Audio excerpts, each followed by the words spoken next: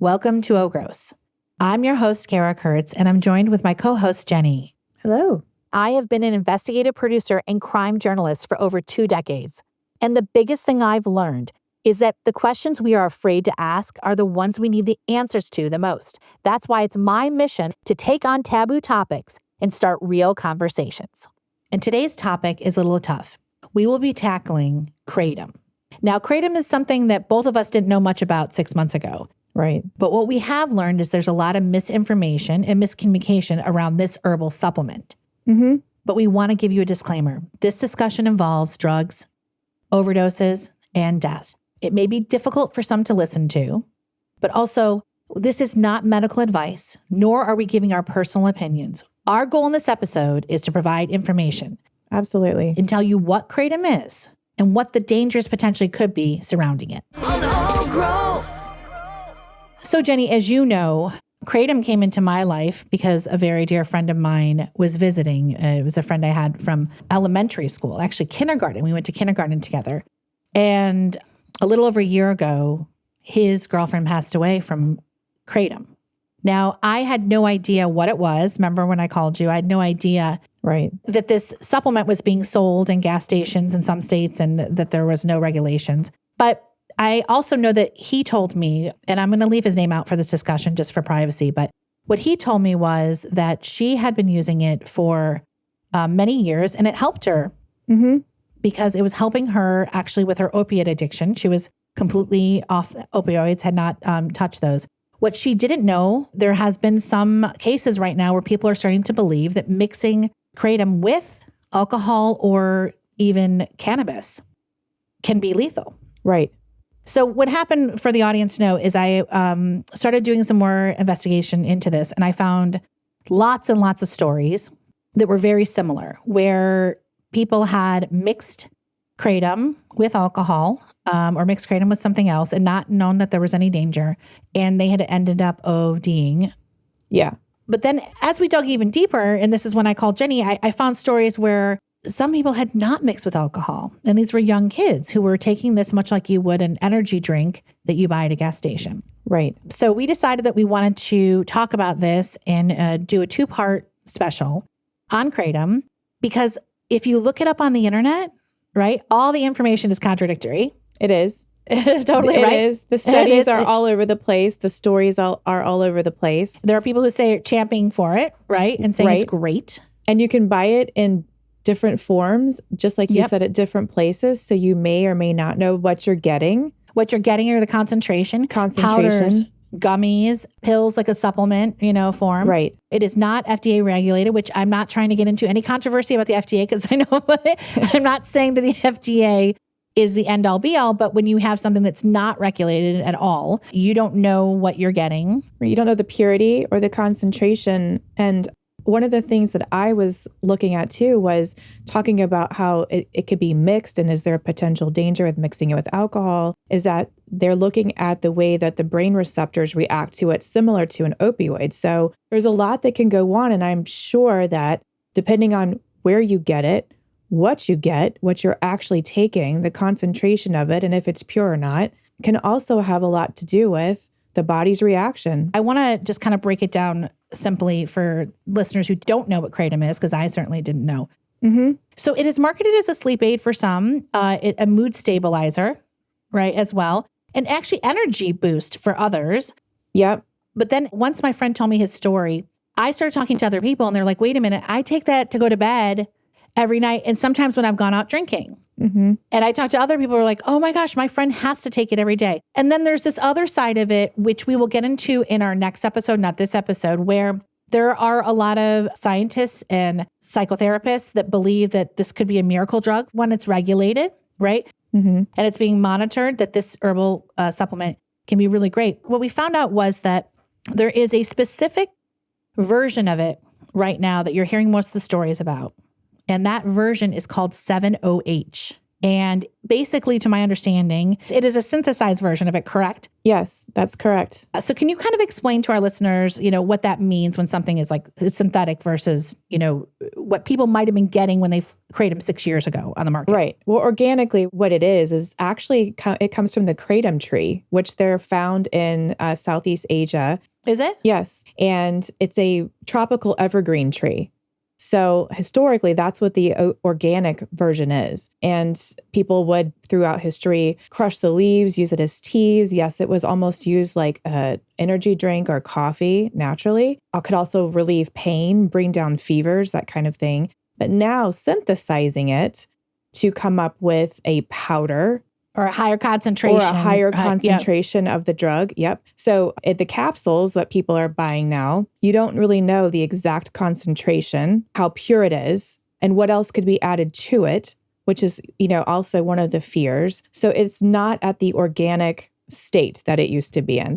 That's what people were actually using 10 years ago. And also, we have to mention, there has been a lot of political discussion around kratom. So there are people who would like it banned because of, personal things that have happened to them, of course, or their loved ones. And then there's a whole movement of we need regulation because banning it isn't the solution, so that it cannot be, marketed to the public and the consumer in a high concentration, right? Actually, varying state to state, I'm going to break it down this way.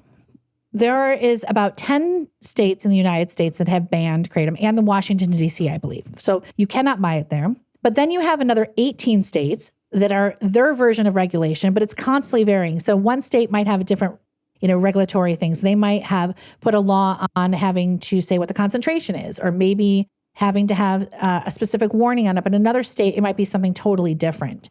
And then you have the other states, right, who have no regulation whatsoever. So theoretically, a 10-year-old could go into a gas station if it's being sold in that state and buy it. Now, I will say that retailers are still in control of how they want to sell something. So if a gas station is saying, we want it to be 18 and older, that could absolutely happen. I am talking about an overall regulation. So that's another problem with this supplement, is that we're seeing that all these things can happen with arrhythmia and heart issues and suppression of breathing, all that kind of stuff. And even the DEA has talked about making this a Schedule 1. There's a lot of talk. So when you're dealing with something that affects, your brain chemistry, so it could alter your mood. Right. When you're talking about anything that can alter your brain chemistry, that's when you can come into a potential danger, especially when you're talking about young people or young children being able to access something like this when we don't have it regulated to make sure of what exactly that they're taking. What's the concentration? What's the dose? What is okay for a certain brain at a certain age, at a certain weight to take? So those are just some of the health concerns that are out there regarding kratom.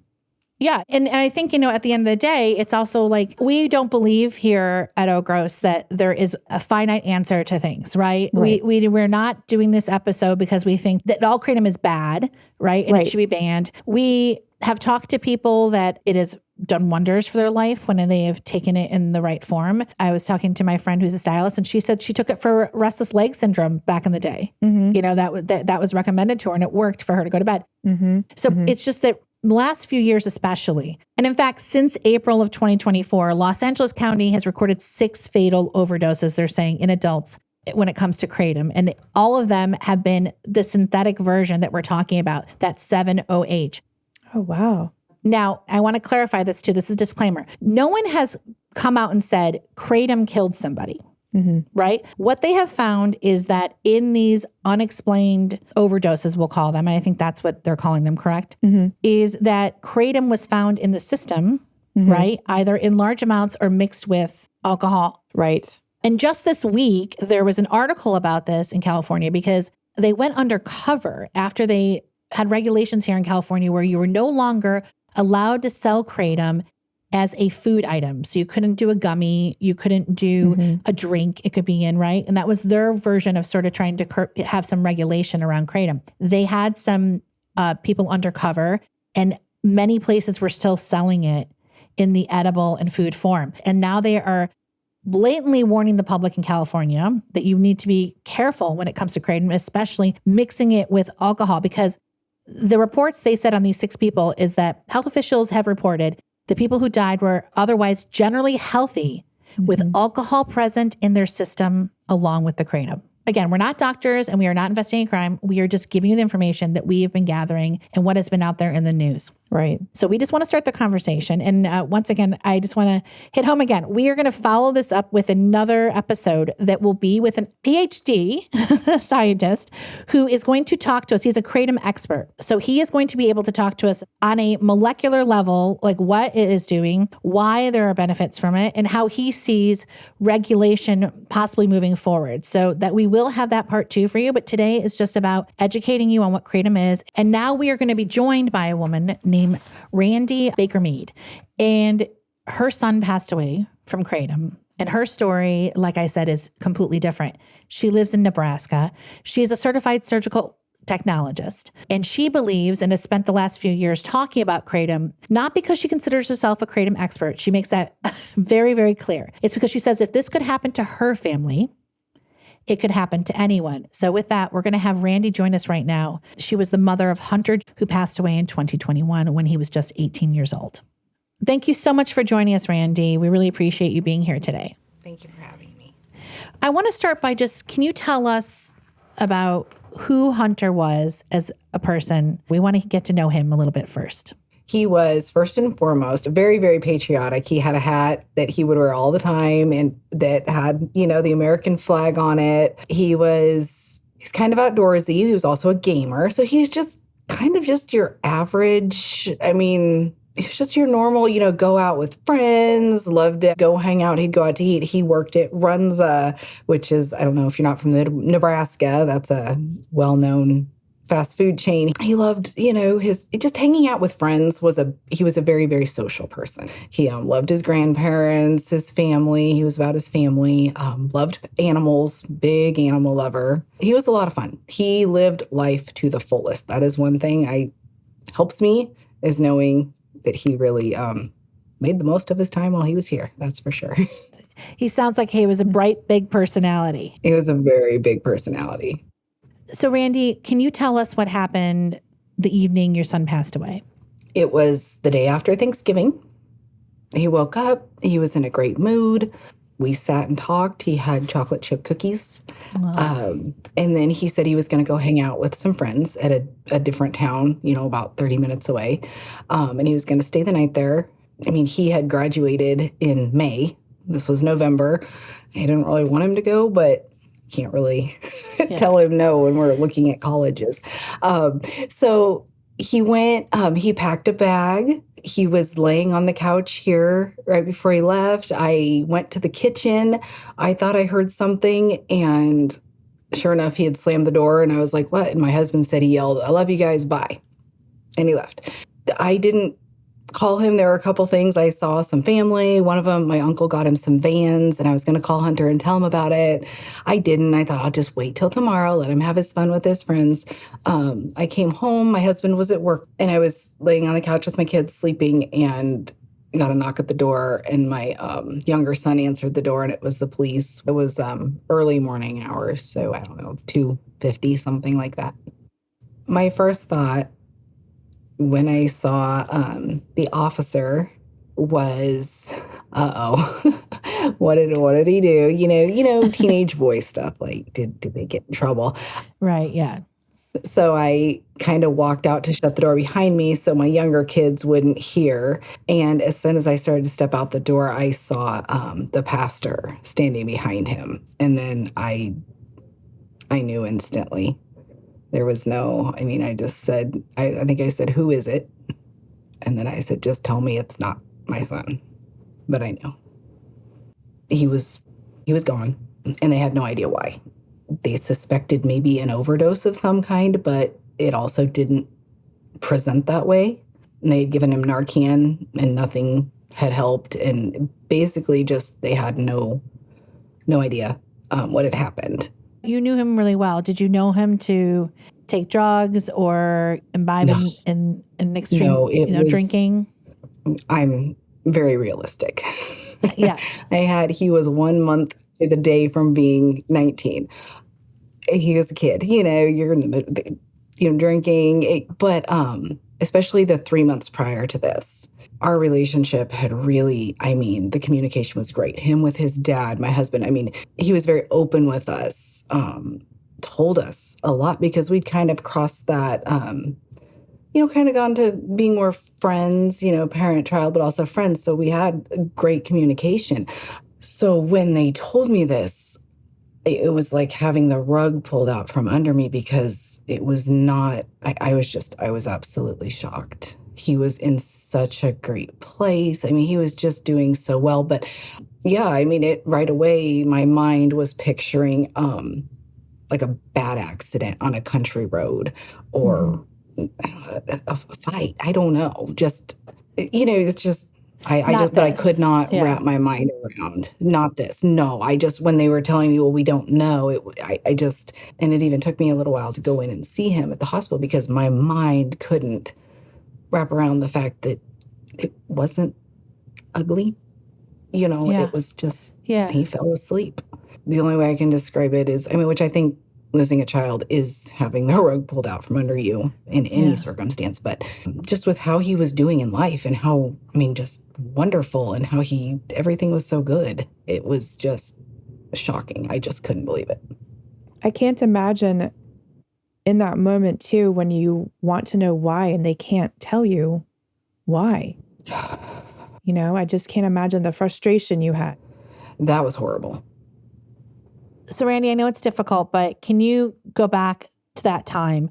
Did you go and did you talk to Hunter's friends to kind of piece back what they said happened that night? I didn't actually talk to anybody right away. I couldn't. Mm-hmm. I was angry because it made no sense to me how my son just laid down and died with all these friends there. These were not his closest friends, which were one of the reasons. One of them he'd been hanging out with quite a bit. The other ones, I didn't know who they were. I'd never heard the names. They weren't from our small town. So I didn't talk to them, but a lot of his friends, I know my husband, our family reached out right away. Their stories were pretty much kind of the same.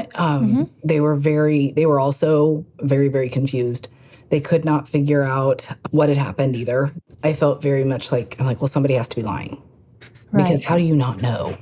Right. How somebody you've been hanging out with all night just goes and lays down and doesn't wake up. The only thing that was pretty consistent is they said that everything was great. They're hanging out. I know they went to Omaha. And then they said at some point in the night, he started acting weird, kind of complained of a headache. I know he went outside at one point, came in, said he just wanted to lay down. At one point, I think someone said they went in to check on him and he said, just leave me alone. I just want to be left alone, which is not, again, I'm thinking, well, that doesn't even sound like my son. Right. One friend went in to talk to him and then went upstairs to make some food. And when he came back down to ask Hunter if he wanted some, Hunter wasn't responding. He had his back to him laying in the bed and he wasn't responding. So he went over there to be like, hey. And that's when he, started freaking out, screaming for the other friends, knew something was wrong, and they called 911. Okay. Again, they were not able to offer any insight into what happened to him at all. They had no idea. Did they say they had been drinking that evening? Did anything come up? I don't remember if they said anything about drinking or not drinking. I don't remember that. I know at one point they said some of them smoked some marijuana. So they were like, oh, well, he smoked marijuana. And so then the suspicion immediately went to, was it laced with fentanyl? Because that, you got to think you're 2021. Yeah. That is the huge, still, but what is killing people is fentanyl.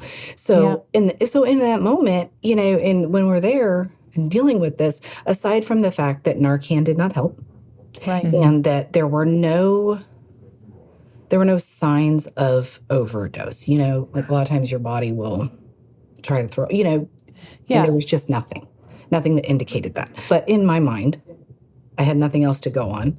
So we were asking all of his friends, and his friends, his real friends, his ones that he went to school with, they were telling me every story, all the things that really, you might not need to, because we were all trying to come up with ideas of what could have happened. Of what could have happened. Peer pressure is so real. You know what I mean? Like, I was not Of course, I didn't want it to be drugs of some kind as my kid, but I'm also not going to be naive and stupid and think that my almost 19-year-old couldn't have been doing something he shouldn't have been. It happens. Everybody experiments. Not everybody, but you know what I mean? People try things. Yeah.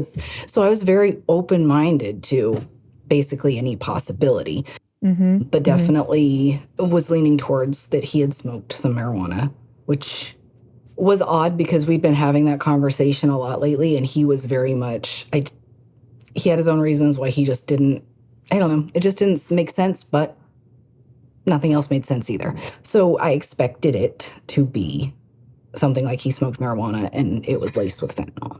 That was my expectation. I also want to tell our audience too, just clarify what you do for a living so they understand that you have an understanding of these medical things. And when you talk about seeing signs of an overdose, can you please tell us where you work? I work at a critical access hospital. I'm a surgical technologist. So I do have some idea. Yes. I have a little bit of understanding. Yes. Yeah, you're coming from a place where you know. So when the pathology report comes back, what are you thinking? I was in Lincoln and the detective had called my husband, and my husband told me that the detective had told him it was some substance they were selling at a gas station, which that had been one other thing I had wondered was, did he decide he wanted to stay up all night so he was slamming Monsters or Red Bulls? Right. So my mind went there. So the pathology report comes up the word Kratom. It was like, oh, I've heard of that before, but not something that I had any idea. It wasn't even, I mean, you name it, things I thought were going to come back in this report. That was definitely not one of them. It wasn't even on the radar. It never even crossed my mind. Right. The pathology was just the Kratom. He had not smoked marijuana. He had no THC. He had no alcohol. Which, by the way, THC would have lingered way after that evening in a pathology report, even if he had smoked it, prior. Oh, yeah. A couple days or weeks prior. Yes, exactly. Was it 7-OH for him, or was this just typical mitragynine? This was just the mitragynine. This was just Kratom. This was not the synthetic. Honestly, I'm sure there was some of that 7-OH at the time, but if you look at 7-OH and when it did come out, it was after we even lost Hunter that it became a thing. And we have the bottle and the bag of where he got his, and it was not the 7-OH. And Jennie, do you want to just explain to everybody mitragynine and what it is chemically? What she's saying is that he had the organic form, not synthesized form, so not, changed in a lab, but some form of it that literally came from the tree. Kratom, it literally is in the purest form, the kind of tree, the leaves where the kratom comes from. The only thing that I could go back to when I did find the word kratom was I had remembered it was 5 months to the day before my son passed away that someone had brought it up. She was a registered nurse, and she said, well, you can use it in place of ibuprofen. It's this great herbal thing. She's just telling me how wonderful it is. And Hunter was there for that conversation. And wait a minute, I'm so sorry. I just want to clarify this. Yes. 5 months before he passed, there was a brief conversation, that he heard. He heard. That someone recommended that this is like taking an aspirin. Yes. Yep. Like taking ibuprofen. But better for you because it's, and so that was that day, that was June 26th, because we were doing family pictures that day. I remember that date very specifically. And that was the first time I'd ever heard of it. And when we left, I immediately Googled, and the things I saw, I was like, I saw something about could cause seizures, could cause this. So I was like, and then honestly, never after that day did that word even cross my mind again. Even when we were looking, like I said, for what could have caused his death, never crossed my mind until the detective called. And then that was where my brain immediately went back to, oh, wait, I've heard of this before. So Right. So you connected the two when you heard that word. Yes. Okay. So that makes, oh, wow. So that was the only other time I'd heard of it. Oh, wow. And there probably wasn't a lot to Google then. No, like I said, there was just the one thing that popped up, and it was like, because I'm a skeptical person. I don't even, I take Tylenol every once in a while, so I was very skeptical. So then that makes sense because they've used it primarily for people who might have addiction issues and are having pain and need to manage pain, right? So for a long time, it was considered sort of a natural alternative right?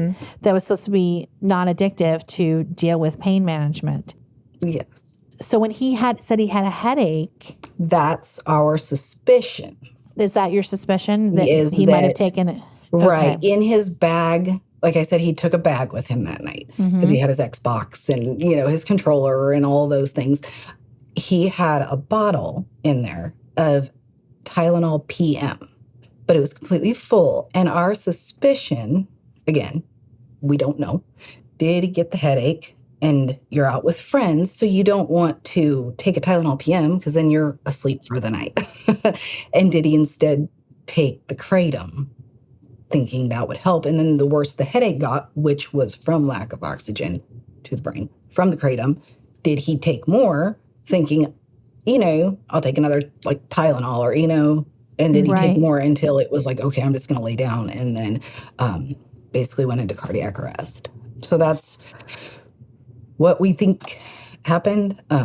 It's hard to say because all we can do is kind of piece together what the friends said, what the autopsy said, doctors looking over it, the coroner, she was great. Yeah. Did he suffer from chronic headaches? No. No. No, he didn't have chronic pain at all. So, yeah. Moving forward then, so now you have this word Kratom, and what happens next for you? I started asking the friends, was this something that you knew about, that you were taking? The ones with him that night, the one that I did talk to after that, it was this friend's house. He came over here and he talked to me, and I mean, he like almost snatched the toxicology report out of my hands. He wanted to see it for himself. You could tell he was absolutely shocked. He didn't seem aware at all that Hunter had taken this. All the friends were just shocked. Most of the response was, "What is it?" Because it hadn't really been a big thing here. Do we know where your son purchased it?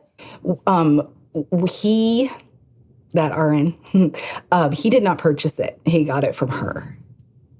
He got it from a nurse. Yes. And, back to one thing you said where people take it to get off substances, I guess, again, I don't think she, of course, intended. But I guess there's been addiction issues there, and that was her go-to. And that's what she used for her pain medication. Yes. Yeah. So that's where he got it. When he left our house, he went to her house, and so yes. Yeah. I have talked to the coroner a few times just trying to wrap my mind around this. I had some friends, a doctor, look at it. Yeah, I was just really, really shocked. I wanted to understand, okay, so this killed him.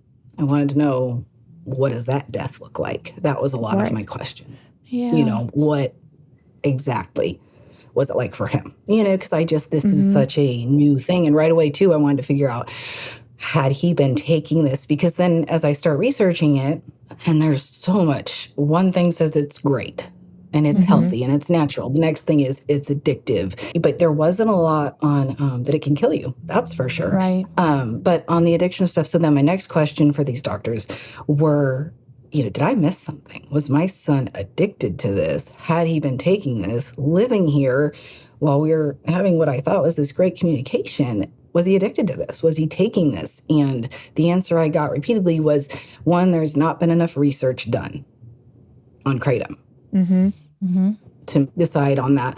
But what they all came down to is they did not feel that the amount in his system, nothing indicated that he had been taking it any more than that night. Do you know how much Kratom your son had that evening? No, that's the thing, because nobody saw him take it. Because there was just not a buildup. Again, we need more research. But we know the company that it came from. There were 2 containers, and there's different strains of Kratom. And the containers, there was 2 different strains.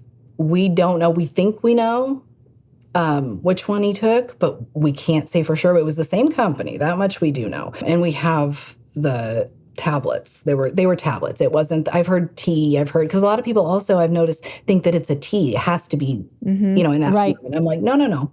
In his case, It can be a was capsules. powder. It can be a, Right. It can be a powder, a I said tablet, tablet. a It was tea. capsules in his case. So that much we do know. It doesn't have to be a tea. That's back to the research that needs to be done. We know how much was in his toxicology report. Right, but what does we that mean? can't equate that to how much he took. Right. So I wish we knew.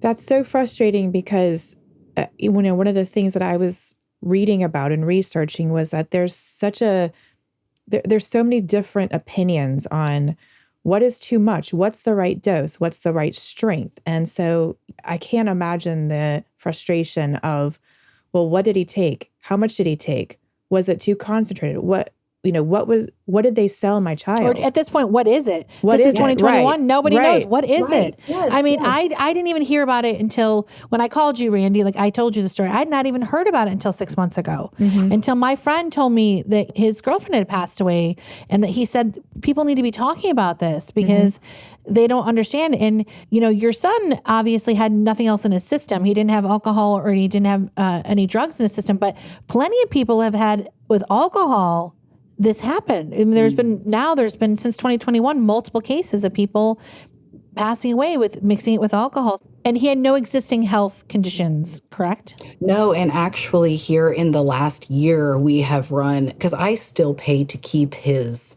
samples in a lab.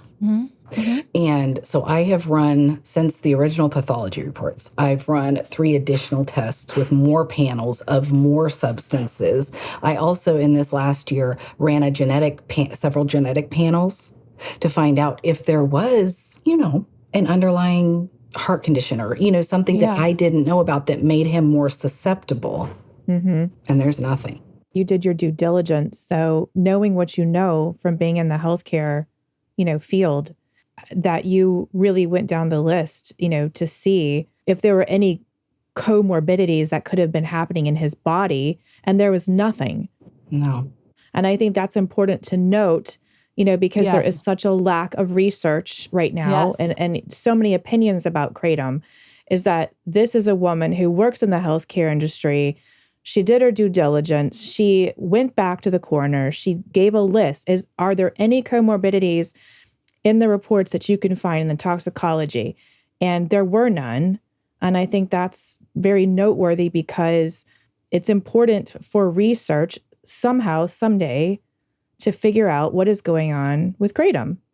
And there's anomalies to everything, as we know, right? But the overall arching thing is that whether it was a reaction because of his biological makeup, it's a reaction or not. The point is that if that could happen to someone, like I think you've said in all your interviews, if it happened to us, it can happen to you. Yes. And to not know that there is, a risk of this because we don't know everything about Kratom is really important for people to understand. Yes. Once all this came back and you realize that now I have the answer and I know it's Kratom, what do you do next? Because what you do next is pretty powerful, I think. And I know you don't like being deemed as a Kratom expert, and that you haven't devoted your whole life to Kratom, but what you have been able to do is pretty spectacular. So tell us what you do next. So my big thing is because I did not know, and because I can say very confidently, when my son took Kratom that night, he thought he was doing something safe. He thought he was taking something that was not just safe, but good for him. Because I was there for the conversation where that's how it was presented. So my goal is to just raise awareness, to put it on everybody's radar. And my family does this also. If my mom was on an airplane and she starts talking to the lady next to her to make sure this lady knows and has heard of Kratom and what it can do.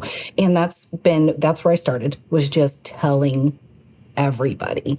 And most people had not heard of Kratom. Or they'd be like, oh, I think I've seen a sign for that.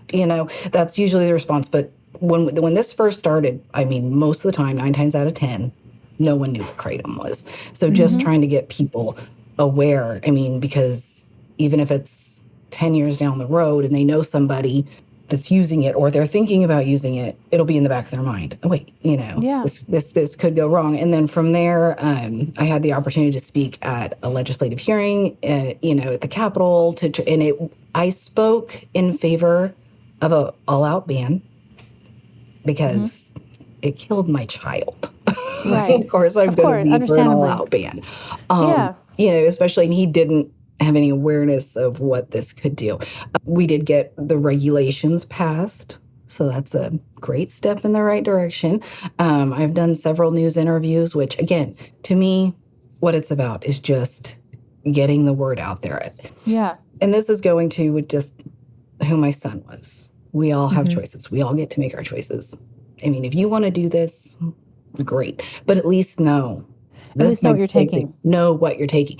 Know what you're taking. Yes. Heroin, crack cocaine, those are illegal. We know that. Right. If I decide to go out and do that tonight, I know I am putting myself in danger of death, overdose, addiction. I know those things. But most people, including my son, when they took Kratom, did not realize he was putting himself at risk for health issues, for addiction, and death. He had no idea. And most people do not know. They think that this is healthy and harmless. There's been talk with the DEA, so people know, about making this a Schedule 1. Yes. I think narcotic. So this is not just coming out of, this, obviously, this very moving and just, I know, painful to share story, Randy, but what you're doing with sharing the story is so wonderful. But this is something that across the board, everyone has say, hey, should we look at this as a Schedule 1 narcotic or not? We're not talking about should we maybe make this, regulated and you can't, and how much you can consume, like alcohol or whatever it might be. Like, they're literally saying, is there any medicinal use to this at all? A lot of people say it's too dangerous. Right. Yes. And that's that's how I see it too. A lot of people say it's helpful to them, but they don't know the danger. But I mean, again, we have opioids, we have oxycodone, which have their place, but a doctor needs to be. A doctor has to prescribe it. Correct. And all of those have had some research, and we know the dangers. There's no research. There's no, There's not enough data to let us know, what could and be. Is there really any, I'm not the expert. I think it's very important to bring that awareness because, one of the things that they've studied is that the compounds somehow interact in the brain similar to the way that an opioid does. Right. So, when you're talking about something like that, there is the potential for extreme danger. Right. And addiction, danger, all addiction the and above. danger. So I think it's really important to bring awareness to it because there is no regulation. You don't know what you're buying. You don't know the strength. You don't know the dosage. You don't know if it's organic or if it's, synthesized. So I think the awareness is very important because it can pose a grave health concern to people. But I think if I can just get one person, if I can save one life, save one mom, or at least have the awareness, at least know if you're going to do this, talk about it. And I think that's why we wanted to talk about it here on this podcast is this is what we talk about a lot, not making it taboo to have these discussions with your children. Right. Yes. Right. It's not taboo to talk about this. And we try to do our best. It's hard enough to talk about the things that we do know about. Right. But this is something that all parents need to know about because it's out there, especially depending on the state you live in. Yeah. Anyone can go buy it. And not have those conversations, say, hey, have you heard of this? Hey, do you know that anything that is being marketed to you, right, as a supplement that is not a vitamin that, we've talked about, you have to be careful. It doesn't make it safe. We all need to be talking about Kratom because guess what? After we get through Kratom, we all know there'll be something else, right? Exactly. Right. Yes. That'll come up. So I think it's really important and very brave of you, everything that you're doing. When I found out it was Kratom that killed my son, I started researching, Googling and all over the internet, and the information was so mixed. I couldn't figure out at first if there was an age limit in Nebraska. How did he? Yeah, there was. I have no idea. It was crazy. Trying to get information was just very difficult. And a nurse was recommending it because she probably thought this was a natural alternative, right? Than taking a painkiller. Absolutely. I don't believe she intended to harm him. It's very hard waters to navigate, as we're trying to figure out. And again, there are plenty of people who say it has changed their lives, that it has gotten them off opiates and that they're living a healthier life. And we're not, saying that that's not true. What we are saying is that at the end of the day, it can't be something like that. If it's accessible to everybody with no information at any age, and you have a child who looks like they're 16 and they're 12, right? Or you have a child, which happens to many people, and they walk in and take something like this, it's something that parents need to be aware of. Yes. Especially Very without much any regulation and the way that it's manufactured. Would you let your 12-year-old child take some ibuprofen that your neighbor made in their garage? Right. You know, it's kind of the same. Where is it coming from?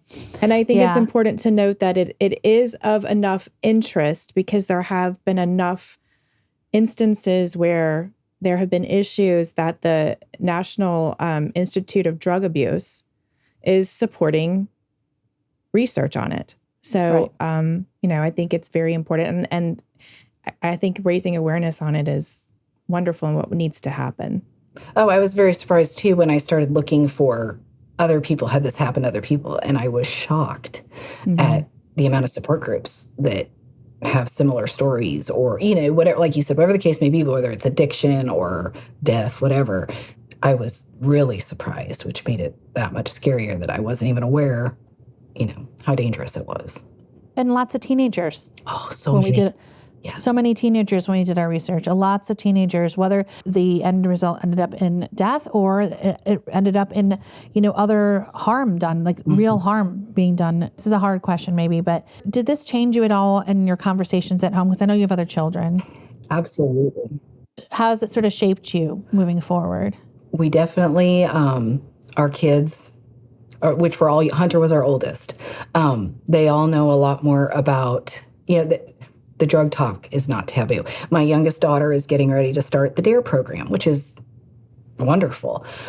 But I'm like, in light of our situation, we're not going to stop there. I told him, I said, I'm going to, and I told this to my other kids too that have already been through the program. I said, I'm going to teach you what marijuana is. We're going to call it by name. I'm going to tell you what it does to what chemicals in your body that makes you want to do it, how it feels good. And then I'm going to tell you, but then what happens after that? Like I'm going to teach them all of that. And and they were so interested in that because now my daughter, she hadn't heard a lot of these names, but my older ones, they've heard of cocaine. They have heard of heroin. They have heard of, you know, oxycodone. And so they were really interested because I asked them, I said, why don't you do drugs? They said, well, it's bad. Well, yeah.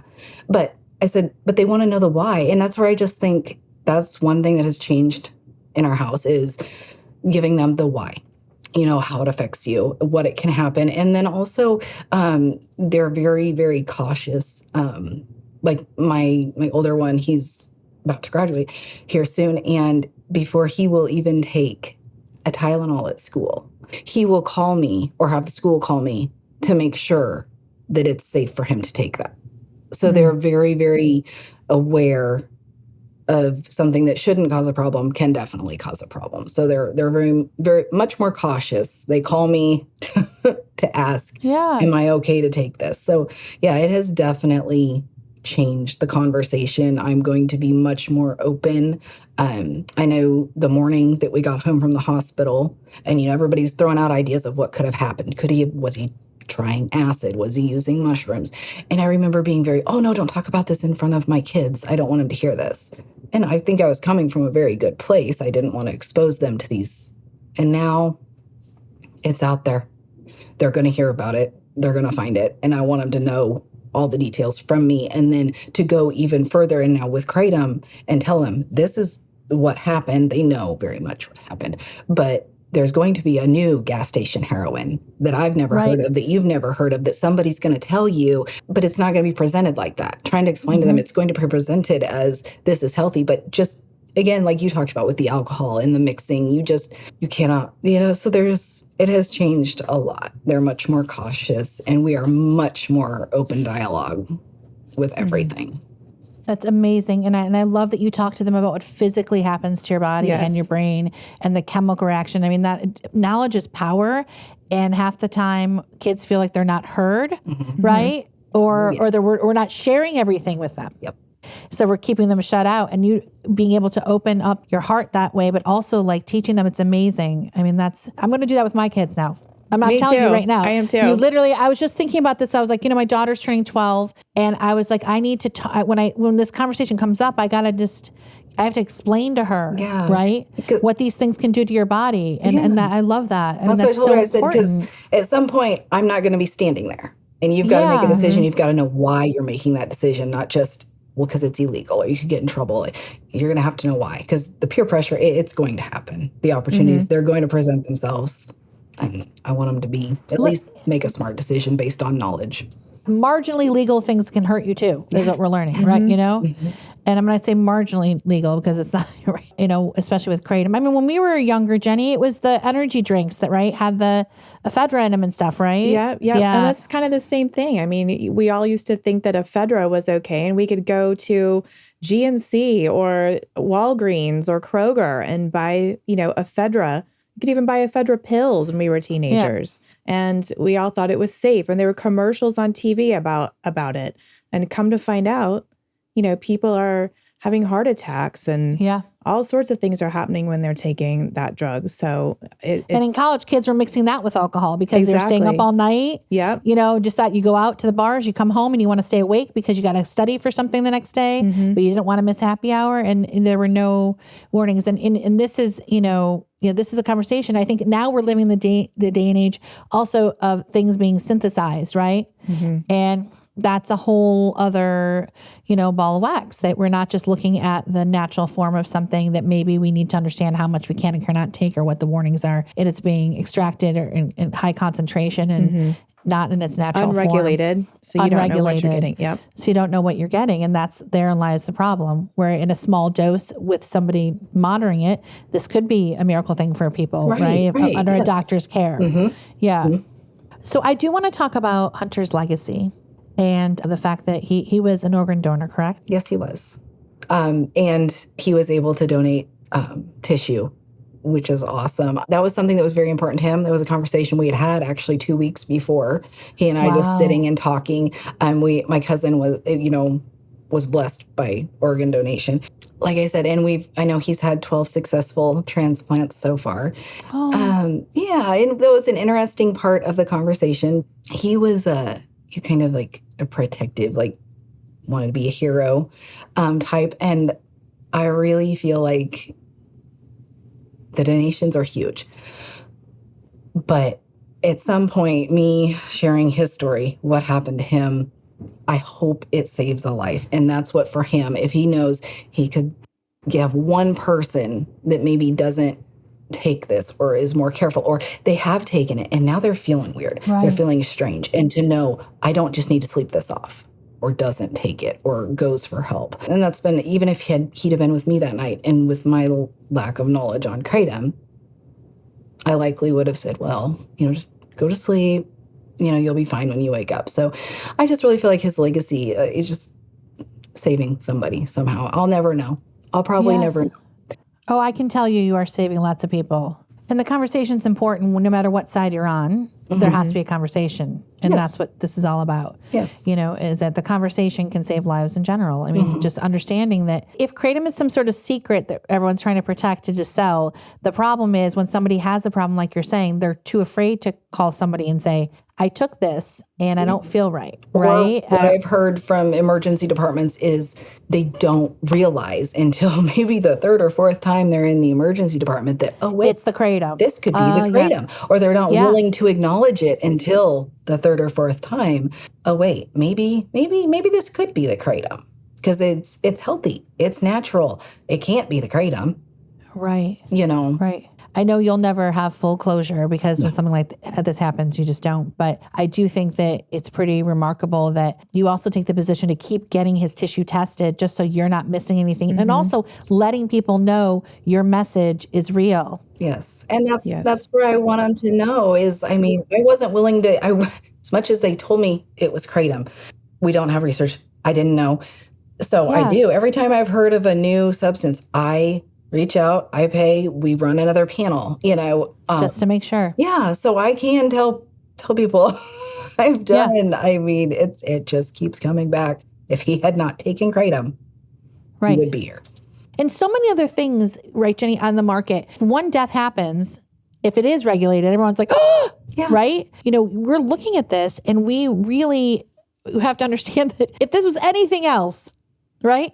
It would be off the market to be pulled from the shelf. Absolutely. If it was a regulated item and there was one death from somebody that had nothing else in their system, it would be off the shelf. Absolutely. Right? I'm definitely going to speak to my kids about it because just like you, Kara, I didn't know about it until about 6 or 8 months ago. And I knew someone that was taking it in a tea form, and it actually made that person sick as well eventually. And they thought that it was a cure-all for their migraines and their anxiety and things like that too. And that's terrifying, especially when you can think about a child being able to just go into a gas station and purchase it. Exactly. And again, going back to California right now, I really just want to read this so everybody understands. Like, okay, I want everyone to understand that with the 7OH right now, California state health and alcohol regulators are saying Kratom, right, is dangerous. The product should be illegal. They are issuing warnings after these 6 deaths that have happened in the last year. So while they are not coming out and saying, okay, Kratom is the only cause of this death, they are saying that they have 6 cases where people mixed it with alcohol, and they believe Kratom, right, is part of this problem. Mm-hmm. Randy's been fighting this fight for 5 years now. And at the end of the day, though, finally, we're hearing health officials saying, this is something we need to look at. And if it's not regulated or if it's not taken off the shelf or whatever we're going to do, you need to take a look at it. And I've heard today there's 2 other derivatives, synthetic derivatives now that are out there. You're absolutely right. They recently just mentioned that as well, that there are other derivatives out there. I'm sure there's going to be more because this is a moneymaker. Oh, yes. Yep. Especially when you think about this, you have something that's available to anybody. And depending on the state you live in, you can buy it at a gas station, right? So available to anybody where efficacy and safety have not gone through clinical trials. And that's scary. Exactly. I want to thank you so much for sharing your story with us today. And I just want to know, like, is there anything you want to tell, to any parent listening or anything else you want to share that we haven't touched on? It's not just Kratom. It's going to, again, it'll be the next thing that's safe and wonderful and the miracle. So, yeah. It's not just about the Kratom, it's about the conversation. Yes, exactly. I don't want any other parent to live this hell, ever. Well, thank you so much. You have helped so many people. I know you don't know it, but you and your son, yes, that's have helped so many people. Yeah. Don't be afraid. Don't be afraid to have the conversation. Yeah, exactly. Well, Kara, that was a really powerful conversation. And for anyone out there, if you need support or if you or someone you know is struggling with substance use, help is available. Call the SAMHSA National Helpline at 1-800-662-HELP. That's 1-800-662-4357 for free, confidential, 24/7 information and treatment referrals. Follow us now or subscribe, because next week we will be continuing this conversation about Kratom. And joining us will be a leading expert in the field, scientist Christopher McCurdy of the University of Florida. With him, we'll explore what the actual research shows about Kratom. Oh, gross. That drama's about to end, 'cause gross. Stop asking for a friend, taboos. Icky's what we do. Psoriasis, podiatrist, and pinworms too. It's so gross. No need for strife, because gross. Life's just part of life, it's just science. Yeah, it's not so weird. We got the facts, nothing to fear. Oh, gross. It's just science, no, it's not weird. It's just science, nothing to